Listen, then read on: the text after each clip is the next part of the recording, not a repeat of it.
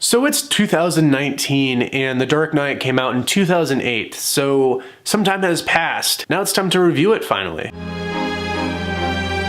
Hey guys, it's Matt again, and today we're going to talk about the movie The Dark Knight, directed by Christopher Nolan, and it stars Christian Bale as the Dark Knight Batman and Heath Ledger as the Joker. You know, it came out in 2008, and this movie still holds up today. It's one of the best comic book movies that we have seen in recent memory. Even going back to, you know, the original Batman movies from like the late 80s, early 90s. After the second Michael Keaton movie, I felt like the quality just went downhill. For this though, I think this is one of the best comic book trilogies that we have seen. This movie, I feel like looking back on it, it still holds up in many ways. The first way being the plot is pretty complex. You know, you have Christian Bale, this is his middle movie as Batman. So he is in his prime in this film, but we still see him mess up from time to time. And that is different from other incarnations in my opinion, where we see almost a perfect Batman. He comes into conflict, but he usually knows how to deal with things. This one, from the very beginning, he gets attacked by dogs and he has to, of course, upgrade his suit. And of course, later on in the movie, he makes sacrifices so that he can do things for the greater good. But every 5 minutes, it felt like there's something unexpected happening. And I really like that. So Heath Ledger's Joker, one of the best antagonists in film that we have seen. He does a remarkable job bringing a different Joker to the screen, to the big screen. And he plays so well with Christian Bale, especially the interrogation scene that is where Heath Ledger's Joker basically just gets into Batman's head, Batman loses it, and Heath Ledger's Joker just goes insane. He's laughing, he's, you know, at this moment we realize that the Joker is one of the craziest guys in this Batman universe and probably in comic book history. We already know that the Joker is an iconic character going in, but Heath Ledger was able to reinvent the character for a modern, dark, gritty Batman universe. And the tone of this movie is something I really need to applaud Christopher Nolan and the producers for making a Batman trilogy that is so grounded in reality or close to reality and has just this sense of realism that I really appreciate. And then we have Harvey Dent, played by Aaron Eckhart. That's how you say his name? Aaron Eckhart? Yeah. So this movie was able to juggle 3 villains. The first one being the Scarecrow at the very beginning of the movie, the Joker, and Two-Face. That to me is outstanding. You know, other movies that tried to juggle multiple villains like Spider-Man 3, The Amazing Spider-Man 2, among others, or even the older Batman movies, they just didn't do it well enough. And it made for kind of a cheesy movie. This movie, it felt like everything worked organically. We knew why these characters were there. They just seemed like their parts of the movie were as important as Batman's. It didn't just feel like it was a studio saying, hey, you're gonna use these 3 characters, all right, bye. It felt like they had a purpose. The Joker in this film, I can't, you know, I gotta keep talking about Heath Ledger's Joker. What hasn't been said, it's hard. Heath Ledger has done something in this film that he was able to bring, I think, the heart of what Christopher Nolan was trying to do with Batman. This Joker was able to just weaken Batman so much though, and make for a very compelling story about Batman failing and trying to succeed. And of course, in the end, Batman succeeds, but the Joker still wins in a certain sense. You know, the Joker's theme of chaos and, you know, kind of abolish the current world order kind of thing. The Joker's mindset is just so crazy and obscure. And when the Joker basically gets Gotham to go crazy like him, that's like the Joker's goal. And at the end, we kind of see the Joker win because now Batman has failed. Because at the end, Bruce Wayne has to sacrifice the Batman identity to keep Gotham from going into insanity. He makes Batman the bad guy. Or at least he tells Gordon to, you know, say make Batman the one that has to take the hit for Harvey Dent's death, and though it's not true. And so in a way, the Joker loses, but in a way, Bruce Wayne loses because he let his own ego think that he could handle the Joker and handle the chaos of the Joker. I appreciate when Michael Caine tells Bruce Wayne, know your limits. At the beginning, you know, Bruce Wayne is like, I have no limits, sorry. And then halfway through the movie, we see Bruce Wayne almost reveal his identity as Batman to the public to save Gotham and to save people from dying because the Joker is just so good at being a criminal. It's crazy to see Bruce Wayne's fall from the top of crazy Batman, this Batman that is feared among criminals. In the beginning of the film, it is cool to see a Batman who owns Gotham. He is in his element. He is the one criminals Rachel's fear. And we have a Joker who comes in and disrupts everything. It's insane. Another thing I really appreciate in this movie is Bruce Wayne's relationship with Rachel. You know, Rachel is in love with Harvey Dent, and of course Harvey Dent goes crazy. So it's ironic that Rachel is dating the one who is bringing even more peace to Gotham with being a lawyer and being an incredible lawyer and taking down a bunch of criminals. But meanwhile, Bruce Wayne is saying, hey, I think this is our opportunity to find love again. I can stop being Batman now because Harvey Dent, he is going to take care of Gotham from now on. Gotham doesn't need Batman anymore. And ironically enough, Rachel's like, you know, I can't just stop loving the new man in my life. I love Harvey Dent. So it's tragic because Bruce Wayne wants to be with Rachel, but Rachel wants to be with Harvey Dent. Rachel wasn't meant for Bruce Wayne, and it's sad, but Bruce doesn't ever let it go. Even at the end of the movie, he does learn a valuable lesson, but he still stops being Batman at the end, you know, without Rachel, with everybody hating Batman. It's sad. So Harvey Dent is a great character in this film because he is also at the top of his game in this film by taking down criminals, but then when he loses Rachel, he also loses half of his face to a fire. We don't just see Bruce Wayne falling out of his element in the film, we also see Harvey Dent falling out of his own element, and the Joker takes them both down. It really is sad. At the end of the film, we are without both Batman and Harvey Dent. So in a way, I think the Joker won. You know, the Joker's going to prison. Nobody has a really good end in this film. You know, Jim Gordon is just kind of left like, oh, all right. You know, it's sad to see Gordon take out the bat signal. It's crazy because at the end of this film, we don't see anybody really come out on top besides, you know, Gordon. He has to hold down the fort of Gotham. Yeah, the action sequences are amazing, especially the car chase when right after Harvey Dent, he comes out and says that he is Batman. And so when he's being taken to prison, that's the time that the Joker thinks that he can kill Batman. But of course, it's a big trick. It's cool that Harvey Dent and Batman, they work together to take down the Joker. For like this moment in time, they're working together. You know, Bruce Wayne, he's about to go up to stage to like reveal his identity as Batman, and then Harvey Dent does. So it's like Harvey Dent telling Batman, hey, I'm gonna be the bait so that you can take down the Joker when he comes after me. That's at least how I interpret it, and I love it. It's a very cool moment. It's high stakes. It's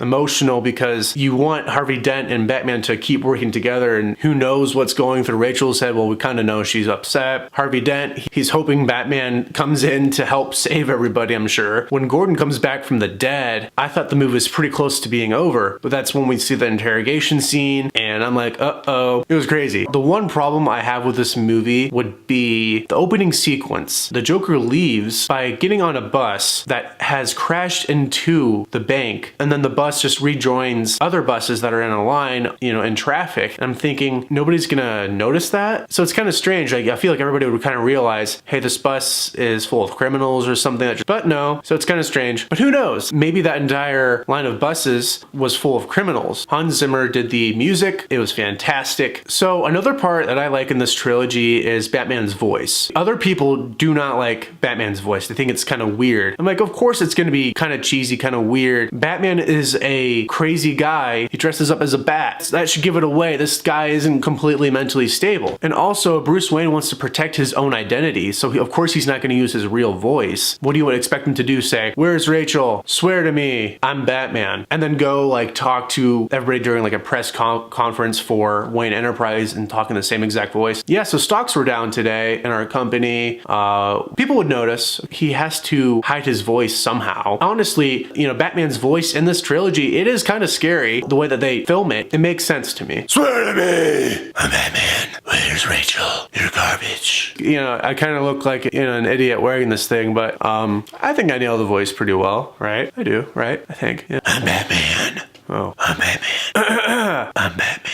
I'm Batman. I'm Batman. I'm Batman. I'm Batman. All right, so that wraps this up. I'm gonna give this movie I'm gonna give it like a 4.5 out of 5. No. I'm gonna give this movie a 5 out of 5. Yeah, I like it that much. I think this movie should have won Best Picture, so that's just my own opinion. But so thanks for watching. I appreciate it as always. Please make sure to hit that like button. Make sure to subscribe. Leave me a little comment with your disagreements or things that you agree with me on, because I like to know that I'm right. So you reinforce my opinions by saying, yes, Matt, you're always right. Okay, I'll see you guys next time. Bye.